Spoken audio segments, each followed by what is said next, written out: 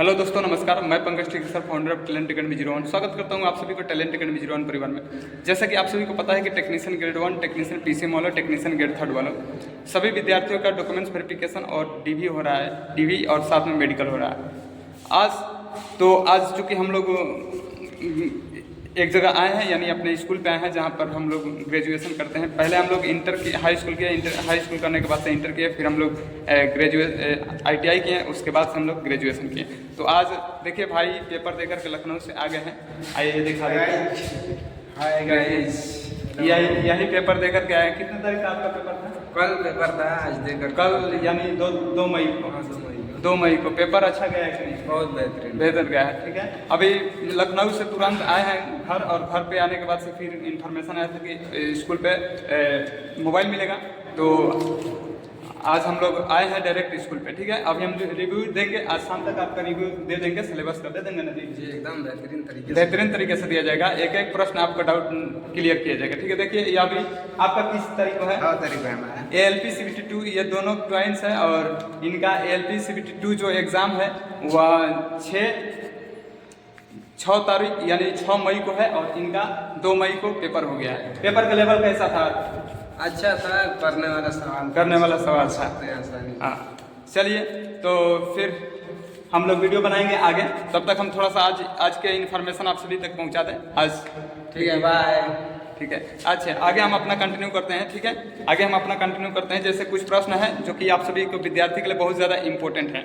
इसमें विद्यार्थियों के लिए ये इंपॉर्टेंट है कि सर पैनल क्या होता है। सबसे पहले बात तो पैनल लागू हो रहा है, आ रहा है, तो पैनल क्या होता है, पैनल के बारे में हम बताएंगे। उसके बाद से पैनल के बाद से क्या क्या होता है सब, उसके बारे में हम जानकारी देंगे। फिर पैनल जो आता है तो पैनल में जो कैंडिडेट होते हैं वह सेलेक्ट हो जाते हैं या रिजेक्ट हो जाते हैं, इसके बारे में हम चर्चा करेंगे। फिर हम अपडेट, कब आपको अपडेट रहना है, कहाँ पे अपडेट रहना है, ये सारी चीज़ें आपको हम इन्फॉर्मेशन देंगे।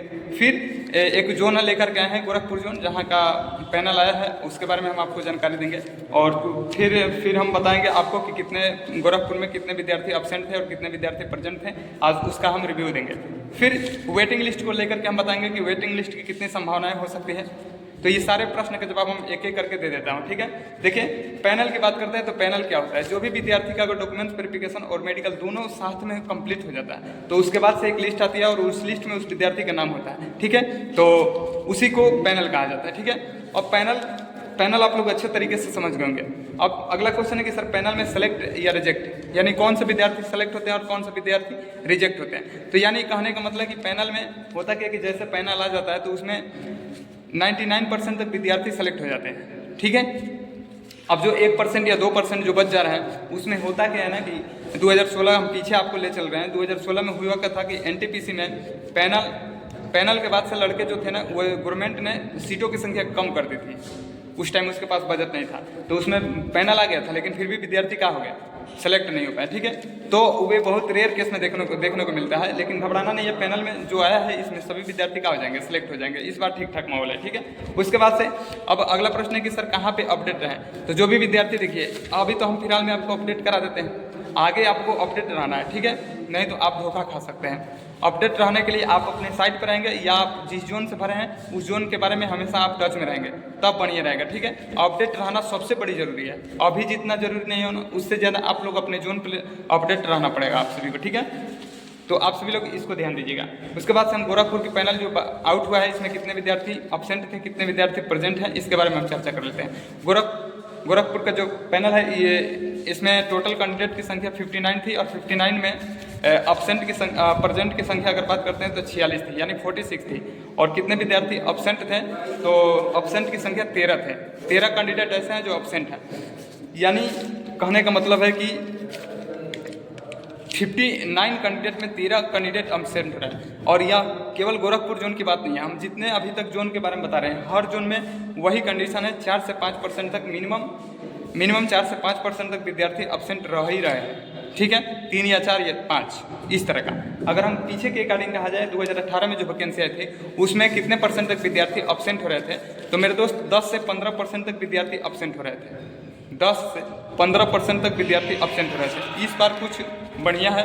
ठीक है, बढ़िया का सीटों की संख्या कम है, तो थोड़ा सा जैसे देखा जाएगा जो होगा, ठीक है। इस बार अगर इतने विद्यार्थी अगर एक एक जोन से अगर अब्सेंट हो रहे हैं तो कहीं ना कहीं सीटों की संख्या बहुत अधिक हो जाएगी, ठीक है। और बहुत अधिक हो जाएगी तो सेकेंड डिवी आने की पूरी संभावनाएं हैं, पूरी गारंटी है, ठीक है। अब वेटिंग लिस्ट को लेकर के चर्चा कर देते हैं। वेटिंग लिस्ट में मेरे दोस्त जो भी विद्यार्थी अगर वेटिंग लिस्ट का इंतजार कर रहे हैं तो सबसे बड़ी बात तो है कि वेटिंग लिस्ट का इंतजार करना बड़ी बात नहीं है, लेकिन जैसे आरआरबी, एएलपी, सीबीटी 2 का एग्ज़ाम कैंसिल हुआ था और जेई का एग्ज़ाम कैंसिल हुआ था, तो इसकी वजह से टाइम थोड़ा सा बढ़ा है, प्रभाव पड़ा है रेलवे पे। तो जो वेटिंग लिस्ट का जो है, वेटिंग लिस्ट का प्रावधान तो खत्म कर दिया गया है, लेकिन सेकेंड डिवी में आपको सेवा दिया जाएगा, मौका दिया जाएगा, ठीक है। अब इसमें जैसे 20-20 कैंडिडेट देख ही रहे हैं, 15-20 इस तरह से अगर टोटल जोड़ेंगे तो 1000 से ऊपर हो जाएंगे, तो सेकेंड डिवी पूरी गारंटी है कि आएगी, ठीक है, 100% गारंटी है। तो अगर वीडियो आप सभी को अच्छी लगी होगी तो चैनल को लाइक करिएगा और याद रखिएगा आज का हमारा जो वीडियो शाम को जाएगा वह आप सभी के लिए बहुत ज़्यादा इंपॉर्टेंट है, क्योंकि उसमें हम भाई के द्वारा जो पेपर दे करके आए हैं, क्या लेवल था, कैसे प्रश्न आए थे, किस टॉपिक को ज़्यादा टच किया था, ये एलपी सीबीटी 2 में हम बताएंगे आप सभी को, ठीक है। तो thanks for watching my video, तब तक के लिए जय हिंद, जय भारत।